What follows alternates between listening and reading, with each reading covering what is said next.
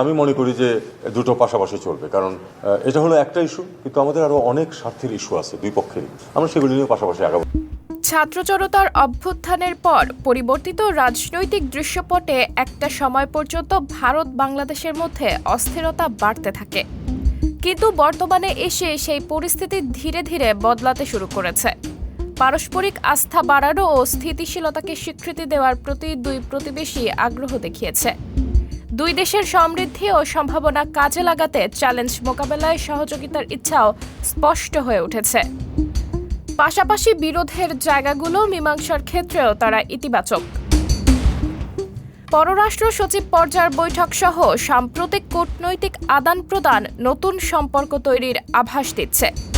গত 1 জানুয়ারি পররাষ্ট্র উপদেষ্টা তৌহিদ হোসেন স্পষ্ট করে বলেছেন, যুক্তরাষ্ট্র, ভারত ও চীন 2025 সালে এই 3 বড় শক্তির সঙ্গে সুসম্পর্ক রক্ষায় অগ্রাধিকার দেওয়া হবে।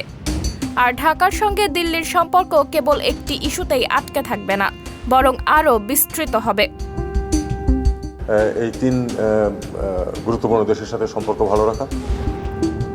শেখ হাসিনাকে প্রত্যর্পণের বিষয়টি একটি ইস্যু বলে উল্লেখ করেছেন উপদেষ্টা তৌহিদ হোসেন। তিনি বলেছেন, অবশ্যই এটি একটি ইস্যু, আমাদের মধ্যে আরও অনেক দ্বিপক্ষীয় ইস্যু আছে। আমি মনে করি দুই পক্ষ যুগপৎভাবে সম্পর্ক এগিয়ে নেবে। পারস্পরিক স্বার্থগত অনেক ইস্যু রয়েছে, একে একে আমরা এসব ইস্যু নিয়ে কাজ করব।